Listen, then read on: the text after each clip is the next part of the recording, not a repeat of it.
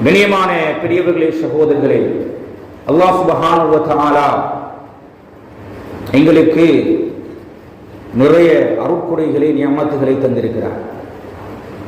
وَإِن تَعُدُّوا نِعْمَةَ اللَّهِ لَا تُحْصُوهَا என்று குர்ஆன் சொல்கிறது. அல்லாஹ்வுடைய நியமத்துகளை, அருட்கொடைகளை, அருட்பாக்கியங்களை நீங்கள் கணக்கிட்டு பார்ப்பீர்களாக இருந்தால் அதனை எண்ணி முடிக்க முடியாது என்று குர்ஆன் சொல்கிறது. எங்களுடைய உடல், எங்களுடைய அவயவங்கள், எங்களுடைய ஆயுள், எங்களுடைய இளமை, எங்களுடைய முதுமை, எங்களுடைய சிறுபிராயம் அனைத்தும் அல்லாஹ்வுடைய நியமத்தாக, அருட்கொடையாக, அருட்பாக்கியங்களாக இருக்கிறது. கண்ணியமான பெரியவர்களே, சகோதரர்களே, இந்த அருட்பாக்கியங்களில் மிக பிரதானமான ஒரு அருட்பாக்கியம் எங்களுடைய குடும்ப வாழ்க்கை என்கின்ற ஒரு பாக்கியம். கணவன் மனைவி என்கின்ற ஒரு தொடர்பாடல், பிள்ளை பெற்றோர்கள் என்கின்ற உறவு அல்லாஹ் சுப்ஹானஹு வ தஆலா எங்களுக்கு தந்திருக்கின்ற மிகப்பெரிய ஒரு பாக்கியம். அதிலேயும் அல்லாஹ் குர்ஆனிலே சொல்கிறான், வயும்திதுக்கும் பிஅம்வாலின் வ பனீன். பிள்ளைகள் என்பவர்கள் மிகப்பெரிய ஒரு பாக்கியம் எங்களுக்கு. யஹபு லிமன் யஷாஉ. அல்லாஹ் குர்ஆனிலே குழந்தை பாக்கியத்தை சொல்லும் போது அது ஒரு அன்பளிப்பாக, ஒரு அருட்கொடையாக, ஒரு ஹிபத்தாக உங்களுக்கு நாங்கள் வழங்கியிருக்கிறோம் என்று அல்லாஹ் சொல்கிறார். கண்ணியமான பெரியவர்களே, சகோதரர்களே, இந்த குழந்தைகள், இந்த பிள்ளைகள் அன்பளிப்பு, அருட்கொடை மட்டுமல்ல, இதனை அல்லாஹ் ஜீனா என்று சொல்கிறார். அல் மால் வல் பனூன ஜீனத்துல் ஹயாத்தித் துன்யா. உலக வாழ்க்கையினுடைய ஜீனத், அலங்காரம் இந்த பிள்ளைகள் என்று அல்லாஹ் குர்ஆனிலே சொல்கிறார். ஜீனா மட்டுமல்ல, உங்களுடைய கண்குளிர்ச்சி என்று அல்லாஹ் குர்ஆனிலே சொல்கிறார். ரப்பனா ஹப் லனா மின் அஸ்வாஜினா வ துர்ரிய்யாத்தினா குர்ரத அயுனின். இந்த பிள்ளைகள், இந்த குழந்தை பாக்கியம், இந்த குழந்தைகள் என்பவர்கள் உங்களுடைய கண்குளிர்ச்சி என்று அல்லாஹ் குர்ஆனிலே சொல்கிறார். கண்ணியமான பெரியவர்களே, சகோதரர்களே, எனவேதான் இந்த எங்களுடைய குழந்தைகள், எங்களுடைய பிள்ளைகள் அல்லாஹ் எங்களுக்கு தந்திருக்கின்ற நிறைய அருட்கொடைகளில் மிக பிரதானமான ஒன்று, அதனை அல்லாஹ் எங்களுக்கு ஜீனாவாக தந்திருக்கிறான், கண்குளிர்ச்சியாக அல்லாஹ் எங்களுக்கு தந்திருக்கிறான். அது மட்டுமல்ல, இது மிகப்பெரிய ஒரு அமானிதமாக அல்லாஹ் எங்களுடைய கையிலே தந்திருக்கிறான். மிகப்பெரிய அமானிதம். அமானிதம் என்பது அதனை பற்றி எங்களிடத்திலே விசாரணை செய்யப்பட இருக்கிறது. குல்லுக்கும் ராயின் வ குல்லுக்கும் மஸ்ஊலுன் அன் ரய்யத்தி. ரசூல் ஸல்லல்லாஹு அலைஹி வஸல்லம் சொல்கிறார்கள், யா அய்யுஹல்லதீன ஆமனூ கூ அன்ஃபுஸக்கும் வ அஹ்லீக்கும் நாரா. குர்ஆன் சொல்கிறது, மறுமையிலே விசாரணை இருக்கிறது. உங்களுடைய பிள்ளைகள் தொடர்பாக, குழந்தைகள் தொடர்பாக, உங்களுக்கு அல்லாஹ் வழங்கிய ஆண் குழந்தைகள், பெண் குழந்தைகள் அல்லது இரண்டு வகையினரும் தொடர்பாக அல்லாஹ் சுப்ஹானஹு வ தஆலாவிடத்திலே பதில் சொல்லியாக வேண்டும். இது மிகப்பெரிய ஒரு அமானிதமாக அல்லாஹ் எங்களுக்கு தந்திருக்கிறார். அதே நேரம் அல்லாஹ் சுப்ஹானஹு வ தஆலா இந்த குழந்தைகளை ஃபித்னா என்று அல்லாஹ் சுப்ஹானஹு வ தஆலா சொல்கிறார். இன்னமா அம்வாலுக்கும் வ அவுலாதுக்கும் ஃபித்னா. இது மிகப்பெரிய ஒரு சோதனை என்று அல்லாஹ் சுப்ஹானஹு வ தஆலா சொல்கிறார். அதனால தான் இன்று நிறைய பெற்றோர்கள் தலையிலே கையை வைத்துக் கொண்டிருக்கிறார்கள். என்ன செய்வது பிள்ளைகளை? எங்களுடைய பிள்ளைகள் தான். எனவே கண்ணியமான பெரியவர்களே, சகோதரர்களே, இன்றிருக்கின்ற மிக மோசமான அதிநவீன தொழில்நுட்பமுள்ள இன்றைய காலகட்டத்தில் இந்த பிள்ளைகளை பாதுகாக்க வேண்டிய, பராமரிக்க வேண்டிய, அவர்களை எதிர்கால தலைவர்களாக உருவாக்க வேண்டிய பாரிய பொறுப்பும் கடமையும் எங்கள் ஊர்களுக்கும் இருக்கிறது, சமூகத்துக்கு இருக்கிறது, பெற்றோர்களுக்கு இருக்கிறது, உலமாக்களுக்கு இருக்கிறது, பாடசாலைகளுக்கு, எல்லோருக்கும் கூட்டான ஒரு பொறுப்பாக இன்று சுமத்தப்பட்டிருக்கின்ற ஒரு பாரிய பொறுப்பு. சர்வதேச நாடுகளே அலறிக் கொண்டிருக்கின்ற இந்த பிள்ளைகள், இந்த குழந்தைகள், இந்த வாலிபர்கள் இவர்களுடைய நடத்தைகள், இவர்களுடைய ஒழுக்கங்கள், பண்பாடுகள், ஒழுக்க வீழ்ச்சிகள், பண்பாடுகளில் ஏற்பட்டிருக்கின்ற குளறுபடிகள், சமூக சீர்கேடுகள் தொடர்பாக சிந்தித்துக் கொண்டிருக்கிறார்கள். சர்வதேசம், கல்விமான்கள் எல்லோரும் சேர்ந்து சிந்திக்கிறார்கள். கண்ணியமான பெரியவர்களே, சகோதரர்களே, எனவே இன்றைய இந்த குத்துபாவிலே மிக சுருக்கமாக 2 அம்சங்களை உங்களோடு பகிர்ந்து கொள்வதை பொருத்தம் என்று கருதுகிறேன். இனி உருவாக இருக்கின்ற சிறார்களாக இருக்கின்ற குழந்தைகளாக இருக்கின்ற தாயுடைய கற்பப்பையிலே இருக்கின்ற குழந்தைகளை, எங்களுடைய பிள்ளைகளை எப்படி ஒரு பண்பாடுள்ள, ஒரு ஒழுக்க விழுமியம் உள்ள, இஸ்லாம் எதிர்பார்க்கின்ற ஒரு இபாதத்தாக, ஒரு முத்தகியாக, ஒரு முஹ்லிஸாக அந்த மஹ்ஷர் மைதானத்திலே அரசுடைய நிழலை பெறக்கூடியவர்களாக, எங்களுக்கு குர்ரத்து ஆயுன் என்கின்ற கண்குளிர்ச்சி உள்ளவர்களாக இப்படி நாங்கள் உருவாக்க கொள்வது, அதுக்கு நாங்கள் என்ன செய்ய வேண்டும்? 2வது பகுதி, வளர்ந்து விட்டார்கள், பெரியாளாகிவிட்டார்கள், என்ன செய்வது? ஒழுக்கத்தை காணவில்லை, பண்பாட்டை காணவில்லை. கைசேரத்தோடு சில பெற்றோர்கள் ஏன் இவனை பெற்றேன் என்கின்ற வார்த்தை பிரயோகங்களை கூட பயன்படுத்துகின்ற மிக மோசமான ஒரு காலகட்டம். எனவே கண்ணியமான பெரியவர்களே, சகோதரர்களே, இஸ்லாம் ஒரு அற்புதமான மார்க்கம், ஒரு அழகான மார்க்கம். நிறைய நபிமார்களுடைய, சாலிஹீன்களுடைய வரலாறுகளை இந்த உம்மத்துக்கு, இந்த உலகத்துக்கு சொன்ன மார்க்கம் இஸ்லாமிய மார்க்கம். ஒரு பிள்ளை வளர்ப்பை பற்றி, ஒரு பிள்ளைக்கும் பெற்றோருக்கும் இடையிலான தொடர்பாடலை பற்றி வரிக்கணக்கிலே குர்ஆனிலே சொன்ன மார்க்கம் இஸ்லாமிய மார்க்கம். எங்களை படைத்து, எங்களை பரிபாலிக்கின்ற, எங்களை போஷிக்கின்ற, எங்களுடைய தேவைகளை எல்லாம் நிவர்த்தி செய்கின்ற அல்லாஹ் சுப்ஹானஹு வ தஆலா கூறியிருக்கின்ற வார்த்தைகளை சுமந்த குர்ஆன், அதனை ஒரு வேதமாக கொண்டவர்கள் நாங்கள். கண்ணியமான பெரியவர்களே, சகோதரர்களே, இந்த பிள்ளையுடைய எதிர்கால நன்னடத்தைக்கும் சாலிகான ஒரு குழந்தை என்கின்ற பெயரை பெறுவதற்கும் பெற்றோர்களுடைய நிறைய பங்களிப்புகள் தேவையாக இருக்கு. பாடசாலைக்கு சென்றதன் பின்னர், பல்கலைக்கழகங்களுக்கு சென்றதன் பின்னர் அல்ல, ஒரு பிள்ளை உருவாகுவதற்கு காரணமாக இருக்கின்ற ஒரு திருமண உறவு என்கின்ற அம்சத்திலே இருந்து ஒரு பிள்ளையுடைய பராமரிப்பு ஆரம்பமாகும். கவனம் செலுத்த வேண்டிய ஒரு பகுதி இது. அதே நேரம் கவனீனமாக இருக்கின்ற ஒரு பகுதி நாங்கள் இதிலே தான். ஒரு சாலிகான குழந்தை வர வேண்டும், திருமணம் முடித்து பல வருடங்களுக்கு பின்னால் ஆசைப்படுகிறோம். இல்லை, இஸ்லாம் சொல்கிறது, உங்களுக்கு ஒரு சாலிகான குழந்தை வர வேண்டுமா, உங்களுடைய மௌத்துக்கு பின்னால், உங்களுடைய மரணத்துக்கு பின்னால் சண்டை பிடிக்கின்ற பிள்ளை அல்ல, ஒதுக்குகின்ற பிள்ளைகள் அல்ல, துரத்துகின்ற பிள்ளைகள் அல்ல, எங்களுக்காக பிரார்த்தனை செய்யக்கூடிய பிள்ளைகள். இப்படியான பிரார்த்தனை, ரப்பனா ரப்பிர்ஹம்ஹுமா கமா ரப்பயானி ஸகீரா. ரப்பனா, என்னுடைய ரப்பே, ரப்பிர்ஹம்ஹுமா, என்னுடைய இந்த பெற்றோர்கள் இருவருக்கும் நீ இரக்கம் காட்டிடு. கமா ரப்பயானி ஸகீரா, என்னுடைய சிறுபிராயத்தில் எப்படி இவர்கள் என் மீது இரக்கம் காட்டினார்களோ அப்படி நீ இவர்களுக்கு இரக்கம் காட்டிடு. நியமான பெரியவர்களே, சகோதரர்களே, எனவே ஒரு பிள்ளையை சாலிகான குழந்தையாக உருவாக்க வேண்டுமாக இருந்தால் அதிலே பெற்றோர்களுடைய பங்களிப்பு மிக பிரதானமானது. ஏனையவர்களுடைய ஒத்துழைப்புகள், பங்களிப்புகள் அவசியமாக இருந்தாலும் மிக பிரதானமானது பெற்றோர்களுடைய பங்களிப்பு. ஆரம்ப கருத்தாக்கள் அவர்கள் தான். கண்ணியமான பெரியவர்களே, சகோதரர்களே, ஒரு திருமண உறவிலே இருந்து இந்த பிள்ளையுடைய பராமரிப்பு ஆரம்பமாகும்.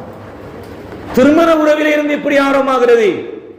ரசூல் ஸல்லல்லாஹு அலைஹி வஸல்லம் சொல்கிறார்கள், ஒரு திருமண உறவு, அந்த திருமண பந்தம் என்பது, அந்த திருமணம் என்பது ஒரு இஸ்லாமிய அடிப்படையில் அமைய வேண்டும். எப்படி ஒரு பெண்ணை பார்க்க வேண்டும், எப்படி ஒரு பெண்ணை தெரிவு செய்ய வேண்டும். ஒரு கணவன், ஒரு ஆண் ஒரு பெண்ணை தெரிவு செய்கின்ற போது வெறுமனே இவள் மனைவி மட்டுமல்ல, என்னுடைய குழந்தைக்கு தாயாக இருப்பதற்கு தகுதியானவளா, என்னுடைய குழந்தைக்கு தாயாக இருப்பதற்கு தகுதியுள்ளவளா? ஒரு மனைவி கணவனை தெரிவு செய்யும் போது பார்க்க வேண்டிய மிக பிரதானமான அம்சம், என்னுடைய பிள்ளைக்கு தகுதியான ஒரு தகப்பனா இவர். கண்ணியமான பிரிவுகளை சகோதரிகளே, இதைத்தான் இஸ்லாம் சொல்கிறது. ரசூல் ஸல்லல்லாஹு அலைஹி வஸல்லம் சொன்னார்கள், ஒரு பெண் 4 காரணங்களுக்காக திருமணம் முடிக்கப்படுகிறார். இதுதான் இதனுடைய யதார்த்தம். இதுதான் இதனுடைய உண்மை நிலைகளை புரிய வேண்டும். வெறுமனே சந்தோஷத்திற்காக, மகிழ்ச்சிக்காக, ஏதோ தானோ என்று எல்லோரும் திருமணம் முடிக்கிறார்கள். நானும் முடிக்கிறேன், எனக்கு வயதாகிவிட்டது, வீட்டிலே வைத்துக் கொள்ள முடியவில்லை, அதற்காக திருமணம் முடித்துக் கொடுக்கிறேன், இல்லை. இவைகள் எல்லாம் தாண்டிய ஒரு மிக பிரதானமான அம்சம், என்னுடைய சாலிகான ஒரு குழந்தை பாக்கியத்திற்கு, குழந்தையுடைய வளர்ப்பிற்கு, எதிர்கால நல்ல ஒரு குழந்தையாக வளர்வதற்குரிய ஒரு தந்தையாக இவர் இருக்கிறாரா? அதற்கு தகுதியானவராக இவர் இருக்கிறாரா? அதற்கு தகுதியான பெண்ணாக இந்த பெண் இருக்கிறாரா? இதிலே இருந்து எங்களுடைய பிள்ளையுடைய வளர்ப்பு ஆர்வமாக. ரசூல் ஸல்லல்லாஹு அலைஹி வஸல்லம் அவர்கள் அற்புதமான ஒரு ஹதீஸை சொன்னார்கள். ஒரு கணவனும் மனைவியும் சேருகின்ற போது ஒரு பிரார்த்தனையை கற்றுத்தந்தார்கள். இதிலே நாங்கள் அலட்சியமாக இருக்கிறோம், கவனீனமாக. இதுதான் எங்களுடைய எதிர்கால பிள்ளைகளுடைய நன்னடத்தைக்கும் ஒழுக்கத்திற்கும் எங்களுடைய கட்டுப்பாட்டுக்கு கீழ் இபாதத்துகளோடு, வணக்க வழிபாடுகளோடு நல்ல பிள்ளைகளாக, சாலிகான குழந்தைகளாக உருவாகுவதற்கு எங்கே இருந்து தாக்கம் வருகிறது? ரசூல் ஸல்லல்லாஹு அலைஹி வஸல்லம் சொன்னார்கள், பொய்யாகுமா? நபியுடைய வார்த்தை சொன்னார்கள் ஸல்லல்லாஹு அலைஹி வஸல்லம், நீங்கள் கணவனும் மனைவியும் சேருகின்ற போது ஓதுகின்ற பிரார்த்தனை கற்றுத்தந்தார். அல்லாஹும்ம ஜன்னிபி ஷைத்தான் வ ஜன்னிபின ஷைத்தான ஃபீமா ரஸக்தனா. யா அல்லாஹ், இதிலே ஷைத்தானுடைய தூண்டுதலை விட்டும் தீண்டலை விட்டும் நீ பாதுகாத்து விடு சொன்னார்கள் ஸல்லல்லாஹு அலைஹி வஸல்லம்.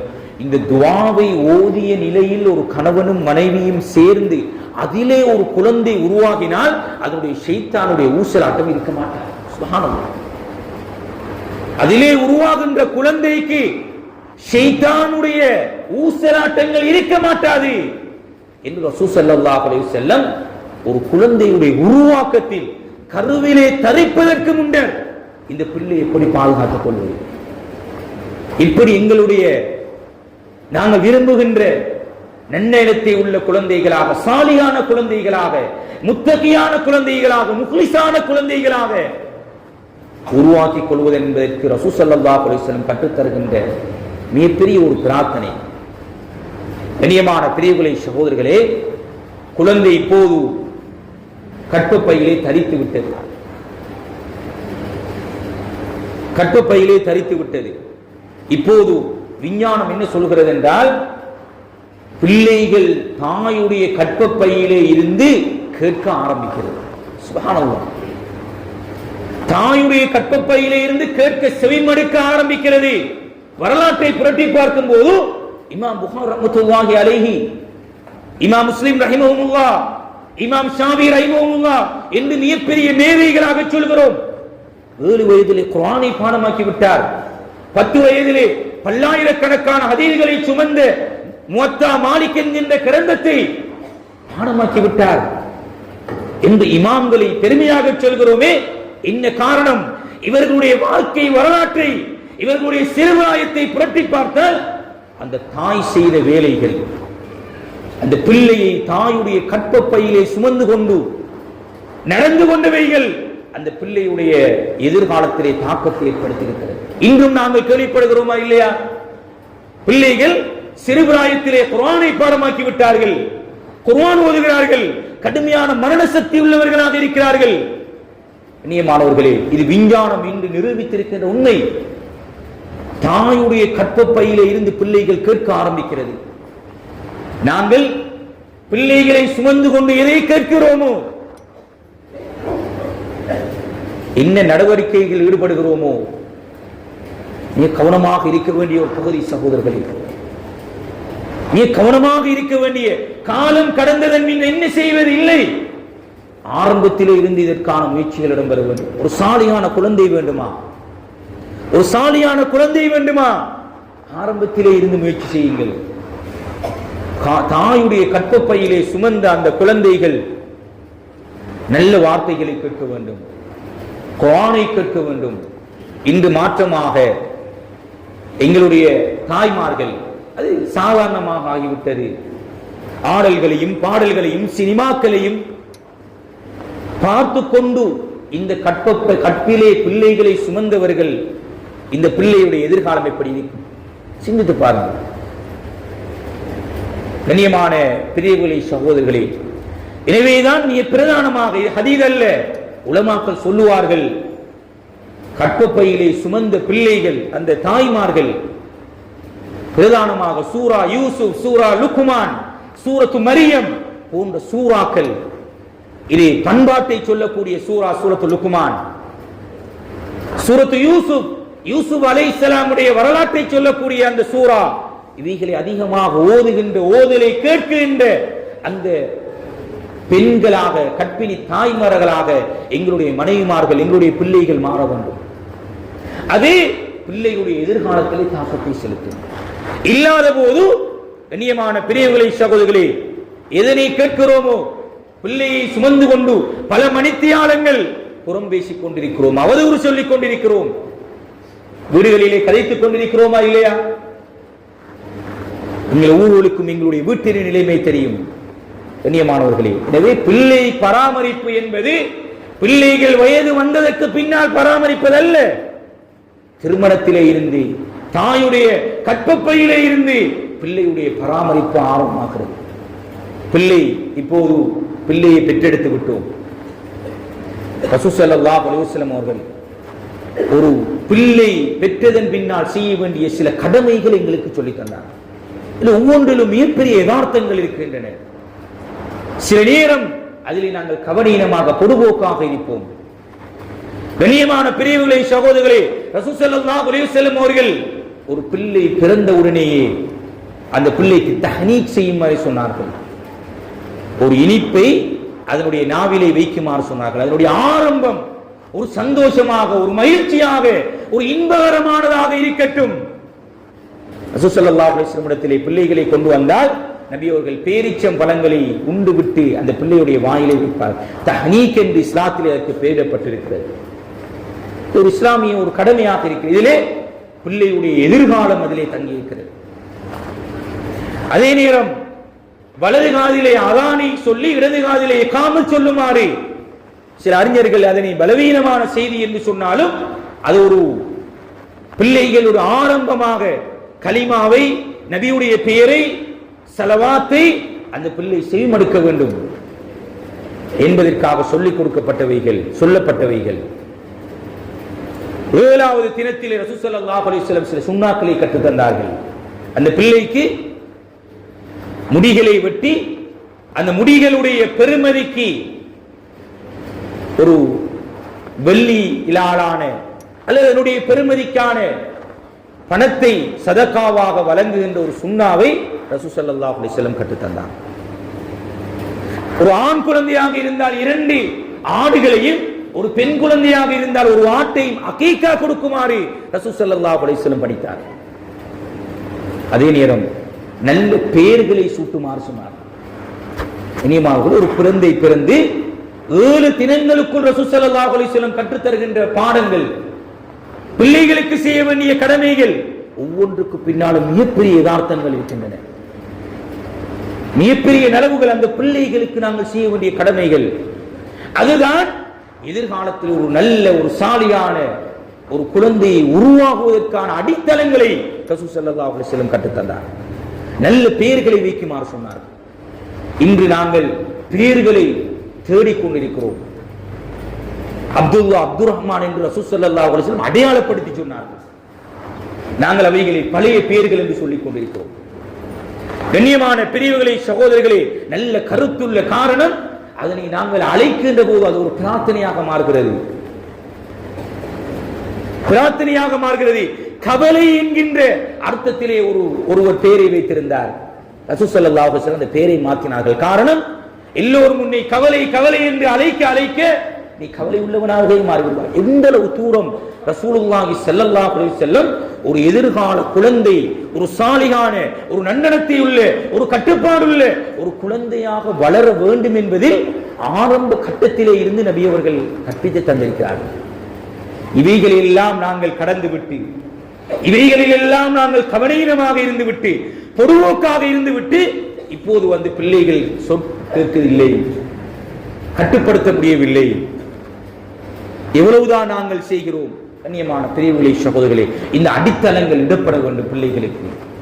ரசூல் ஸல்லல்லாஹு அலைஹி வஸல்லம் இபாதத்தை, வணக்க வழிபாட்டை பிள்ளைகளுக்கு கற்றுக் கொடுக்கின்ற வயதை அடையாளப்படுத்தினார்கள். உங்களுடைய பிள்ளைகள் 7 வயதை அடையும் போது தொழுகைக்கு ஏவுங்கள் என்றார்.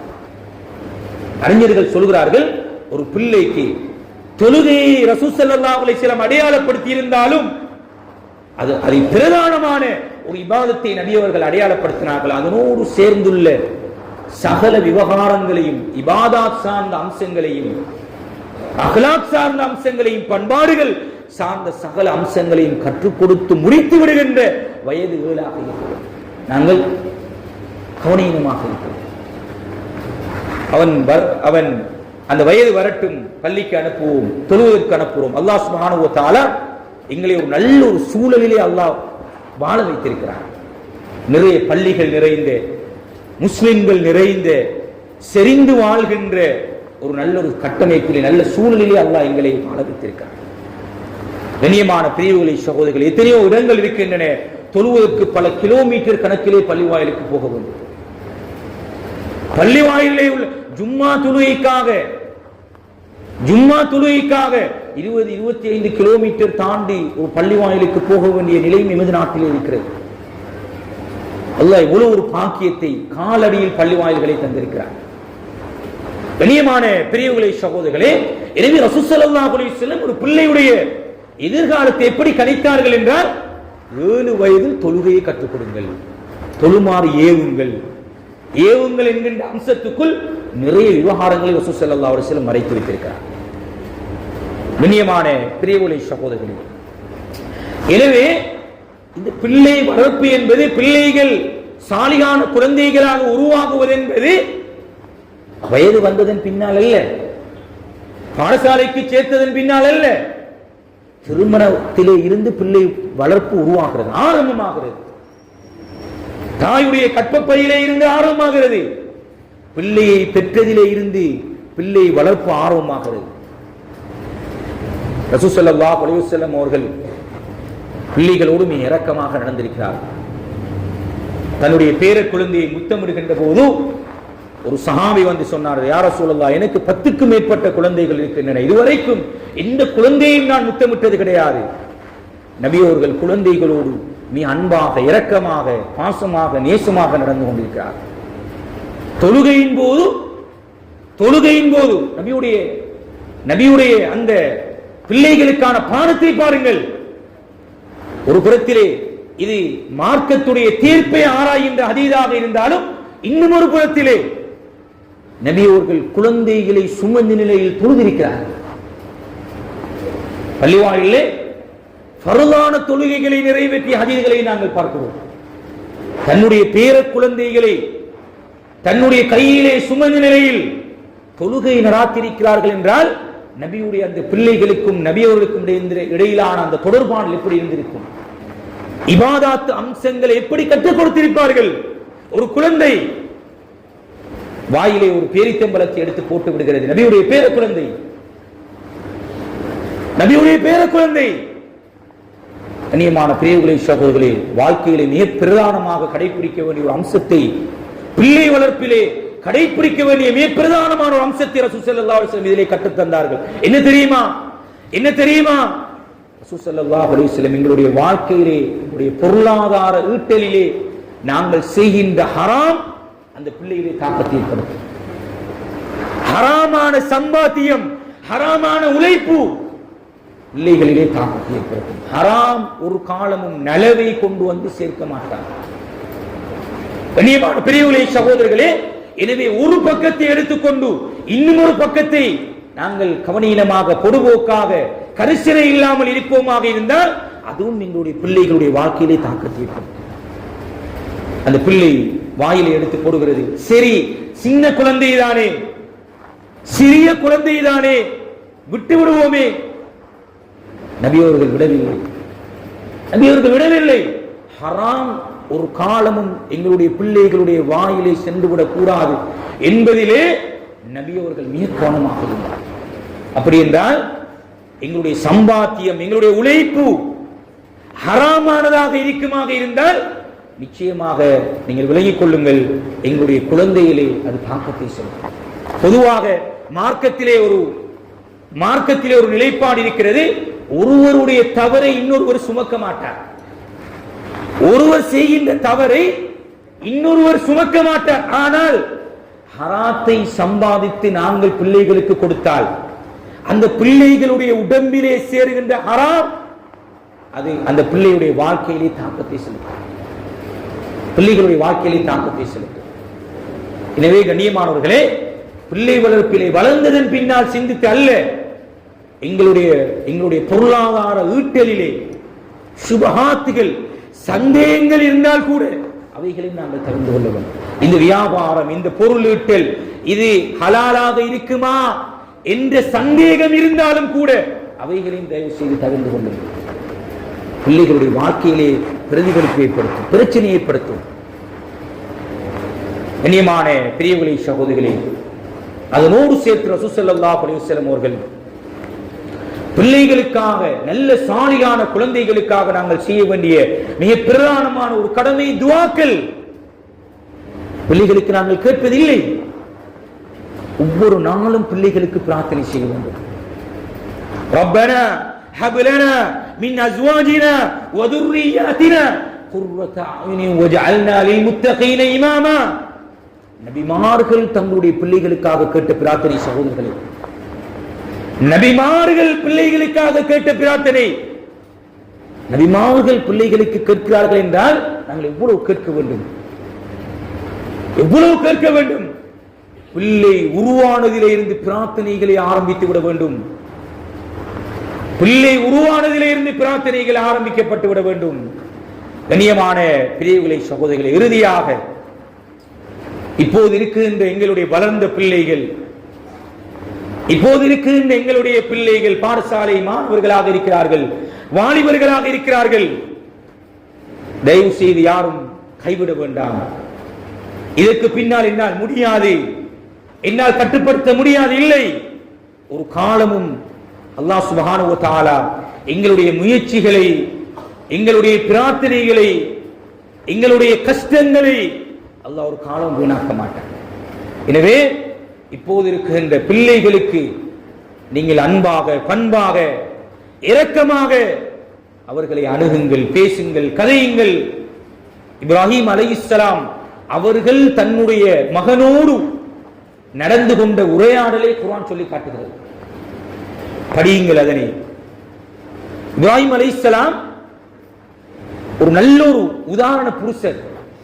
காரணம், அவருடைய தந்தையோடு நடந்து கொண்ட முறையை குர்ஆன் சொல்கிறது. ஒன்று, இப்ராஹிம் அலைஹிஸ்ஸலாம் தன்னுடைய மகனோடு நடந்து கொண்ட முறையை குர்ஆன் சொல்கிறது. ரெண்டு, மூன்றாவது இப்ராஹிம் அலைஹிஸ்ஸலாம் தன்னுடைய மனைவியோடு நடந்து கொண்ட முறையை குர்ஆன் சொல்கிறது.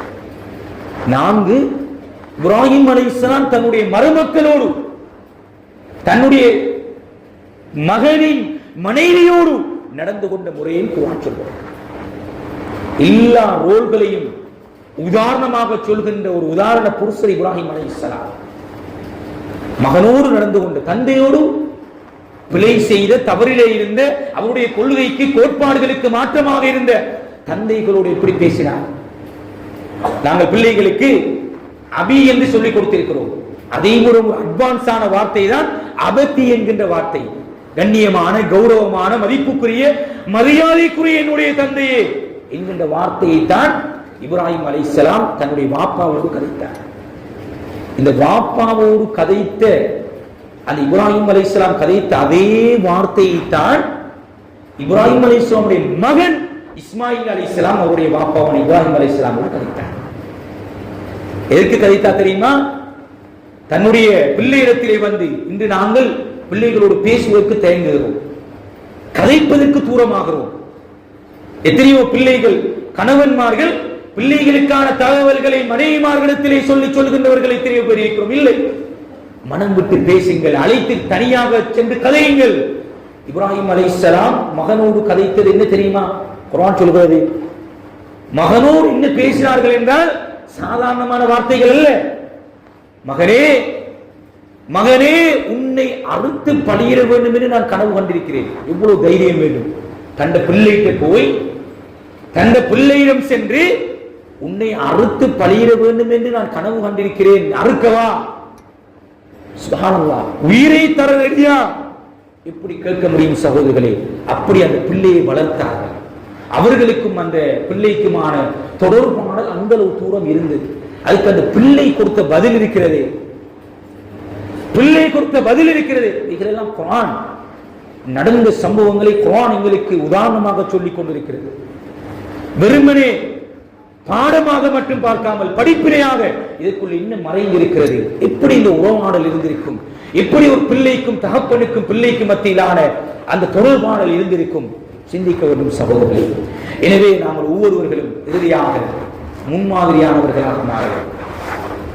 பிள்ளைகள் முதலாக கற்றுக்கொள்வது யாரிடத்தில்? தன்னுடைய தாயும் தந்தையிடத்தில் தான். நாங்கள் வீட்டிலே இருந்து கொண்டு, கதிரையிலே இருந்து கொண்டு, கட்டிலே இருந்து கொண்டு, தொலைத்தொடர்பு சாதனங்களுக்கு முன்னால் இருந்து கொண்டு பிள்ளையை தொழுது விட்டு வா என்றால் பள்ளியை வளைத்து சுற்றி விட்டு வருவான் வீட்டுக்கு. இனியமான பெரியவர்களே, சகோதரர்களே, முன்மாதிரி மிக்கவர்களாக நாங்கள் மாறோம். எங்களுடைய வாலிபம், எங்களுடைய இளமை அது கழிந்து விட்டது. இப்போது நாங்கள் ஒரு பிள்ளைக்கு தகப்பனாக இருக்கிறோம், அல்லது ஒரு பிள்ளைக்கு தகப்பனாக நாங்கள் தயாராகிக் கொண்டிருக்கிறோம். எங்களை நாங்கள் மாற்றிக்கொள்ள வேண்டும், முன்மாதிரி மிக்கவர்களாக மாற்றிக்கொள்ள வேண்டும். இப்ராஹிம் அலைஹிஸ்ஸலாம் தன்னுடைய தந்தையோடு நடாத்திய உரையாடலின் போது தன்னுடைய தந்தையை எப்படி அழைத்தார்களோ அந்த கண்ணியமான, கௌரவமான, மதிப்புக்குரிய வார்த்தையை தான் அவருடைய மகன் தன்னுடைய தந்தையோடு உரையாடினார். இது வேணுமாக இருந்தால் கண்ணியமான பெரியவர்களை, சகோதரர்களை, நாங்கள் முதலில் முன்மாதிரி மிக்கவர்களாக மாற வேண்டும். பாடசாலை ஆசிரியர்கள் முன்மாதிரி மிக்கவர்களாக மாற வேண்டும். நாங்கள் பிழையான, தவறான, மோசமான வார்த்தைகளை பிரயோகித்து விட்டு பிள்ளைகளை அழைத்து விட்டு நீங்கள் அப்படி கூப்பிட வேண்டாம், நீங்கள் அப்படி அழைக்க வேண்டாம் என்றால் ஒரு காலம் பிள்ளை கேட்க மாட்டார். பிள்ளைகள் பெற்றதன் பின்னால், பிள்ளைகள் பிறந்ததன் பின்னால் அந்த பிள்ளைகளுடைய பார்வை, அந்த பிள்ளைகளுடைய கண்காணிப்பு அது மிக தொலைதூரமானது. எதை பார்க்கிறதோ அதை செய்யும். இது உளவியல் சொல்லக்கூடிய உண்மை. பார்ப்பதை நாங்கள் சில நேரம் பிள்ளை விளையாடி கொண்டிருக்கிறது என்று கதைத்துக் கொண்டிருப்போம். ஆனால் அந்த பிள்ளை தலையிலே கிரகித்துக் கொண்டிருக்கிறது.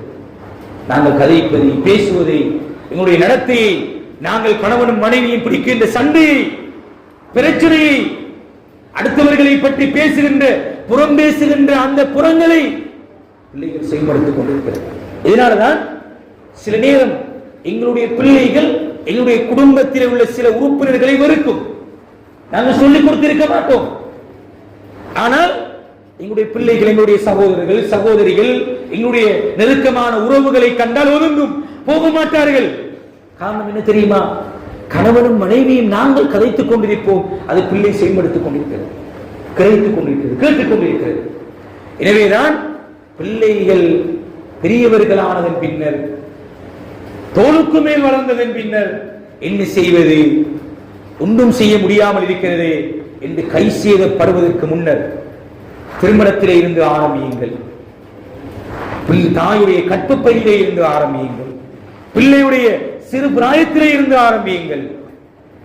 ரசூல் ஸல்லல்லாஹு அலைஹி வஸல்லம் வழிகாட்டல்களை கடைபிடியுங்கள். அகீதாவை, அல்லாஹ் பற்றிய நம்பிக்கையை சிறு பிராயத்திலே இருந்து அவர்களுக்கு ஊட்டுங்கள். இந்த எங்களுடைய பிள்ளைகள் ஆரம்ப கல்வியை கற்றுகின்ற இந்த மொண்டசிரிகளிலே பிள்ளைகளை நல்ல பண்பாடுகளை, அஹ்லாக்குகளை சொல்லிக் கொடுங்கள். அந்த சிறு பிராயத்திலே பிள்ளைகளுக்கு ஆடல்களையும் பாடல்களையும் அந்நிய கலாச்சாரங்களையும் கற்றுக் கொடுக்கின்ற போது, பார்க்கின்ற போது, இதுதான் எங்களுடைய மார்க்கம், இதுதான் எங்களுடைய இஸ்லாம் என்று அவைகளை எடுத்துக்கொள்ளும் பெரியவர்களானவர்கள் இதை செய்ய வேண்டாம், அது கூடாது என்றால் அந்த பிள்ளை ஒரு காலம் கேட்க மாட்டார். எனவே எல்லோருடைய கூட்டு முயற்சியுமாக இருக்கிறது. இன்றைய நவீன காலகட்டத்திலே மிக மோசமான மிக சமூக சீர்கேடுகள் வலிந்து நிறைந்து காணப்படுகின்ற இன்றைய காலகட்டத்திலே இந்த அல்லாஹ் அமானிதமாக தந்த இந்த பிள்ளை பாக்கியங்களை அமானிதமாக பாதுகாக்கின்ற பராமரிக்கின்ற மிக பெரிய பொறுப்பு பெற்றோர்களுக்கு இருக்கிறது, பாடசாலைகளுக்கு இருக்கிறது, பள்ளிவாயில்களுக்கு இருக்கின்றன, அதே நேரம் உலமாக்களுக்கும் இருக்கின்றன. எல்லோருமாக சேர்ந்து நல்ல சமூகத்தை, நல்ல சமுதாய தலைவர்களை உருவாக்க வேண்டிய பொறுப்பும் கடமையும் இருக்கிறது. அந்த வகையில் தான் கடந்த 2 வாரங்களுக்கு முன்னர் இந்த பள்ளிவாயிலே நாங்கள் அகில இலங்கை ஜமியத்துல் உலமா காத்தான்குடி கிளையினால் மாஷா அல்லாஹ் இந்த பள்ளிவாயிலுடைய நிர்வாகத்தினரும் ஏனைய ஜும்மா பள்ளிவாயில்கள், பாடசாலைகள், சமூக நிறுவனங்களுடைய ஒத்துழைப்போடும் நாங்கள் ஒரு மாநாட்டை நடத்தியிருந்தோம். 250க்கு மேற்பட்ட பாடசாலை மாணவர்கள் அதிலே கலந்து கொண்டிருந்தார்கள். பிள்ளைகளுக்கு நாங்கள் அன்பாக, பண்பாக, இரக்கமாக பல்வேறுபட்ட அம்சங்களை அகில இலங்கை ஜமியத்துல் உலமாவிலே இருந்து சமூகம் அளித்தவர்களினால் அந்த அறிவுறுத்தல்களை நாங்கள் வழங்கி இருக்கிறோம். இது தொடர்ச்சியாக நடைபெற வேண்டும். பெற்றோர்களுக்கும் இது வழங்கப்பட வேண்டும். பிள்ளைகளை நாங்கள் உயிர்ப்பித்து அடுத்த கட்டத்திற்கு கொண்டு போய் சேர்க்கும் போது அதுக்கு ஒத்தாசையாக, ஒத்துழைப்பாக இருக்க வேண்டியவர்கள் பெற்றோர்கள். பிள்ளைகள் எதிர்பார்க்கின்ற மாற்றங்கள் அது கூடிய நேரம் இருக்கின்ற இடம் வீடுகள், பெற்றோர்கள், தாய்மார்கள், தகப்பன்மார்கள், இவர்களுக்கும் இந்த அறிவுறுத்தல்கள் வழங்கப்பட வேண்டும். நாங்களும் எங்களுடைய லைஃப் ஸ்டைலை, எங்களுடைய வாழ்க்கை போக்கை நாங்கள் மாற்றிக்கொள்ள வேண்டும். தொழுகையாளிகளாக மாற வேண்டும். பிள்ளைகளை போங்கள், அதை செய்யுங்கள், இதை செய்யுங்கள் என்பதை விட நாங்கள் செய்து காட்டி அவர்களுக்கு முன்மாதிரியாக இது இப்படித்தான் எத்தனையோ எமது பிரதேசத்திலே, எமது நாட்டில் இருக்கிறார்கள், எத்தனையோ செல்வந்தர்கள் இருக்கிறார்கள். ஆனால் அவர்களிலே குறிப்பிட்ட சிலர்கள் தான் பரோபகாரிகளாக இருக்கிறார்கள். என்ன காரணம்? செல்வந்தராக இருந்தவர்கள் யாருக்கு அந்த செல்வத்தை செலவழிக்கின்ற பழக்கத்தை பிள்ளைகளுக்கு காட்டியிருக்கிறார்களோ, பிள்ளைகளுக்கு அதனை கற்றுக் கொடுத்திருக்கிறார்களோ, அதனுடைய பெனிஃபிட்டை, அதனுடைய நன்மையை சொல்லிக் கொடுத்திருக்கிறார்களோ, அந்த பிள்ளைகள் மட்டும்தான் அதனை செலவழிக்கும். இல்லாத போது கஞ்சத்தனம் உள்ள பிள்ளைகளாக மாறிடும். இப்படி எங்களுடைய இந்த வாழ்க்கையிலே எங்களுடைய பிள்ளைகள், எங்களுடைய சிறார்கள் பண்படுத்தப்பட வேண்டும், ஒழுக்கப்படுத்தப்பட வேண்டும், நல்ல சமூக தலைவர்களாக உருவாக்கப்பட வேண்டும். அதற்கு நாங்கள் எல்லோருமாக சேர்ந்து ஒத்துழைப்பு கொடுக்க வேண்டும். கண்ணியமான பிரிவுகளை சகோதரர்களே, 671 நாட்களாக எமது கலிமாவை சொன்ன ஒரு முஸ்லிம் சமூகம் இனப்படுகொலை செய்யப்பட்டுக் கொண்டிருக்கிறது. கடுமையான அவஸ்தைக்கு உள்ளாக்கப்பட்ட நிலையிலே அந்த பலஸ்தீனுடைய காசா பூமி இருந்து கொண்டிருக்கிறது. எனவே அவர்களுக்கான உணவு பொதிகளை கூட அனுப்பாத வழங்குகின்ற நாடுகள் வழங்கிக் கொண்டிருக்கும் நேரத்திலும் அவைகளை உள்ளே அனுப்ப முடியாத ஒரு கட்டுப்பாடுகளையும் மிக மோசமான செயற்பாடுகளையும் அங்கே இருக்கின்ற இராணுவத்தினர் செய்து கொண்டிருக்கிறார்கள். எனவே மிக தொலைவில் இருக்கின்ற நாங்கள் செய்ய முடியுமான மிக பிரதானமான ஒன்று துஆக்கள். அவர்களுடைய வாழ்க்கை செழிப்புற வேண்டும், அவர்களுடைய வாழ்க்கை மீளப்பெற வேண்டும் என்று, அவர்களுக்கான சகல உதவிகளும் சேர வேண்டும் என்று நாங்கள் அதிகமாக நோன்பு நோற்று இஸ்திக்பார் செய்து அவர்களுக்காக நாங்கள் பிரார்த்தனை செய்ய வேண்டும். எனவே அல்லாஹ் சுப்ஹானஹு வ தஆலா எங்கள் அனைவர்களையும் பொருந்திக் கொண்ட நல்ல ஒரு கூட்டத்தில் ஆக்குவானாக. யா அல்லாஹ் எங்களுடைய பாவங்களை மன்னிப்பாயாக. யா அல்லாஹ் நாங்கள் அறிந்தும் அறியாமலும் தெரிந்தும் தெரியாமல் செய்த அனைத்து பாவங்களை மன்னிப்பாயாக. யா அல்லாஹ் எங்களுடைய பிள்ளைகளை பாதுகாப்பாயாக. யா அல்லாஹ் நல்ல சாலிஹான குழந்தைகளாக எங்களுடைய குழந்தைகளை ஆக்குவாயாக. கண்குளிர்ச்சி உள்ள குழந்தைகளாக எங்களுடைய குழந்தைகளை ஆக்குவாயாக. எங்களுடைய மூத்துக்கு பின்னால் எங்களுக்காக பிரார்த்தனை செய்யக்கூடிய குழந்தைகளாக எங்களுடைய குழந்தைகளை ஆக்குவாயாக. கண்ணீர் வடிக்கக்கூடிய குழந்தைகளாக எங்களுடைய குழந்தைகளை ஆக்கி விடாமல் பாதுகாப்பாயாக. எங்களுடைய குழந்தைகளை ஹாஃபிதுகளாக, உலமாக்களாக, கல்வியலாளர்களாக, ஊர் தலைவர்களாக உருவாக்குவாயாக. யா அல்லாஹ் குழந்தை பாக்கியம் இல்லாதவர்களுக்கு குழந்தை பாக்கியங்களை தருவாயாக. ஆண் குழந்தை இல்லாதவர்களுக்கு ஆண் குழந்தைகளை தருவாயாக. பெண் குழந்தை இல்லாதவர்களுக்கு பெண் குழந்தை குழந்தைகளை தருவாயாக. யா அல்லாஹ் எங்களுடைய குழந்தைகளை சாலிகான நன்னடத்தை உள்ள குழந்தைகளாக, உனக்கு கட்டுப்பட்டு நடக்கக்கூடிய குழந்தைகளை ஆக்குவாயாக. யா அல்லாஹ் நல்ல சாலிகான கணவன்களையும் சாலிகான மனைவிகளையும் எங்களுக்கு, எங்களுடைய பிள்ளைகள், எங்களுடைய பச்சிலங்கள் அனைவர்களுக்கும் நீ ஆக்குவாயாக. யா அல்லாஹ் பலஸ்தீனுடைய பூமியை நீ மீட்டி கொடுப்பாயாக. யா அல்லாஹ் அவர்களுடைய வறுமையை ஏழ்மையை நீ பாதுகாப்பாயாக. அவர்களுடைய உடல் ஆரோக்கியத்தை நீ கொடுப்பாயாக, சதர சுகத்தை கொடுப்பாயாக. யா அல்லாஹ் அவர்களுடைய ஷஹாதத்தை நீ கபூல் செய்வாயாக. பச்சிலம் குழந்தைகள் என்ன காரணம் என்று தெரியாமல் ஷஹீதாகி கொண்டிருக்கிறார்கள் யா அல்லாஹ், அனாதைகளாக ஆக்கிக் கொண்டிருக்கிறார்கள் யா அல்லாஹ், பெண்கள் விதவைகளாக ஆக்கிக் கொண்டிருக்கிறார்கள் யா அல்லாஹ். அனைத்தையும் அறிந்த ரப்பாக நீ இருக்கிறாய் யா அல்லாஹ். யா அல்லாஹ் நீ அனைத்தையும் அறிந்த ரப்பாக இருக்கிறாய் யா அல்லாஹ். யா அல்லாஹ் நீ அவர்களுடைய சுவிட்சமான வாழ்க்கையை நீ விரைவாக நீ மீட்டி கொடுப்பாயாக யா அல்லாஹ். யா அல்லாஹ் அவர்களுக்கு தேவையான உணவுப் பொருட்களை நீ விரைவாக அவர்களுக்கு போய் சேரக்கூடிய நசீபையும் தௌஃபீக்கையும் நீ அவர்களுக்கு ஏற்படுத்தி கொடுப்பாயாக. யா அல்லாஹ் எல்லா நாடுகளுக்கும் அவர்கள் மீது இரக்கத்தை ஏற்படுத்துவாயாக, அன்பை ஏற்படுத்துவாயாக. யா அல்லாஹ் அவர்களையும் எங்களையும் உன்னால் பொருந்திக் கொள்ளப்பட்ட நல்லவர்கள் கூட்டத்தில்